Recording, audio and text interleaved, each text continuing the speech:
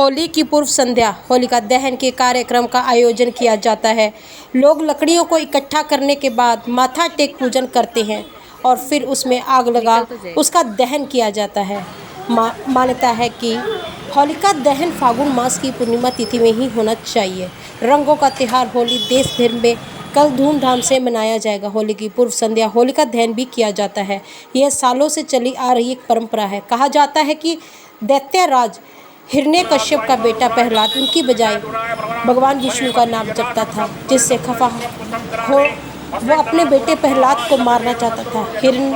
हिरण्यकश्यप की बहन होलिका ने अपने भाई की समस्या को हल निकालने का प्रयास किया। होलिका को वरदान प्राप्त था कि वह आग में नहीं जल सकती। उसने अपने भाई से कहा कि वह प्रहलाद को अपनी गोद में लेकर आग में बैठ जाएगी। वरदान के कारण वह खुद तो आग में जलने से बच जाएगी, लेकिन प्रहलाद जल जाएगा। लेकिन हुआ उसका उलट। होलिका जैसे ही प्रहलाद को गोद में लेकर बैठी तो आग वह जलने लगी, जबकि प्रहलाद का बाल भी बांका नहीं हुआ। होलिका ने जब वरदान में मिली शक्ति का दुरुपयोग किया, तब से होलिका दहन किया जाता है। पंडित दीपराज जयपुरी ने बताया कि मान्यता है कि होलिका दहन फागुन मास की पूर्णिमा तिथि में ही होना चाहिए। होलिका दहन का मुहूर्त इस बार रात 9:03 से रात 10:13 तक है। पूर्णिमा तिथि 17 मार्च को दिन में 1:29 बजे से शुरू होगी। पूर्णिमा तिथि का समापन 18 मार्च दिन में 12:46 पर होगा। इस वर्ष होलिका दहन पर 1 घंटा 10 मिनट का समय रहेगा।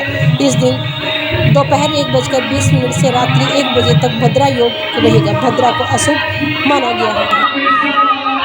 सबसे पहले तो मैं भारतवासियों को, हरियाणा वासियों को, अम्बाला वासियों को 2 शब्द में बोलूँगा कि गुलों में रंग भरे बादलों बाहर चले, हे कन्हैया चले भी आओ लोगों का कारोबार चले। अम्बाला छावनी हरियाणा से पंडित दीपलाल जयपुरी।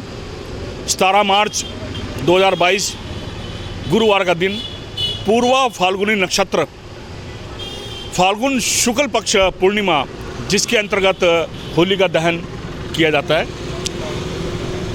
भद्रा काल का विशेष हम लोग ध्यान करते हैं कि भद्रा काल में होलिका दहन नहीं होना चाहिए। संयोग भी ऐसा बन रहा है कि भद्रा रात्रि 9 बजे से, जब दहन का समय आ रहा है तो रात्रि 9 बजे से आरंभ हो रही है और काफ़ी लंबे चलेगी। यानी हमने जो काफ़ी स्टडी करके पुंछ काल में इसका भद्रा काल का जो दहन है थोड़ा सा निकाल के पुंछ काल में शुभ माना जाता है, जो रात की 9:03 से लेके रात्रि 10:13 तक रहेगा। भद्रा का पूंछ काल। भद्रा बहुत लंबी होती है और भद्रा अच्छी नहीं होती, इसमें होलिका दहन। इसके अतिरिक्त आज के दिन पूर्णिमा जो आरंभ है 1:29 से दिन के, अगले दिन 18 मार्च को 12:46 तक रहेगी पूर्णिमा तिथि। भद्रा का जो दहन काल रहेगा, मेरा पब्लिक से फिर निवेदन है, 1 घंटा 10 मिनट का समय रहेगा। करबद्ध मेरा निवेदन है, इसी काल में आप दहन करें। 17 मार्च यानी आज 1:20 से आरंभ हो जाएगी भद्रा और इसका मुहूर्त रहेगा रात को 9:03 से 10:13 तक। होलिका दहन ऐसा कहते हैं कि हिरण्यकश्यप की जो बहन थी होलिका, वो एक राक्षस थी। हिरण्यकश्यप का जो पुत्र हुआ भक्त प्रहलाद हुआ है, जो हरि का अनन्य भक्त था।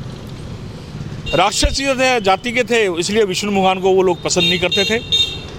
तो कई प्रकार की लीलाएं उन्होंने रची उनको समाप्त करने के लिए, प्रहलाद को, लेकिन वो अडिग रहा हरि सेवा से, हरि नाम से। फाल्गुन शुक्ल पक्ष पूर्णिमा जैसे कि आज है, आज के दिन होलिका को वरदान था, उसने अग्नि सिद्ध करी हुई थी, अग्नि उसका कुछ नहीं बिगाड़ पाती थी। भक्त प्रहलाद को गोदी में लेके बैठी, उन्होंने योजना बनाई कि उसको हम अग्नि में स्वाह करेंगे, तो वो गोद में लेके बैठी और ठाकुर जी की लीला तो परंपार है। होलिका समाप्त हो गई, जल गई, लेकिन भक्त प्रहलाद को कुछ भी ना हुआ। ये कथा आती है आज के दिन, इसलिए होलिका दहन किया जाता है। क्या रहती है इसकी पूजन की जो शाम विधि? वैसे तो बड़ी गहरी बात बताने जा रहा हूँ। ये एक चिता का रूप होता है, ये एक चिता का रूप होता है और जैसे चिता में लोग पूजन कराते हैं जैसे चिता का पूजन होता है वैसे ही इसका पूजन होता है। पहले पूजन बिना पूजन मेरा आम लोगों से जहाँ जहाँ भी होली लगती है निवेदन है कि बिना पूजन के होली का दहन मत कराएं और भद्रा काल में भी होली का दहन मत करें। आपको 9:03 के बाद ही रात्रि 9:03 से भी हमने गहरी विश्लेषण करके समय निकाला, क्योंकि पुंछ काल है, भद्रा लंबी चलेगी।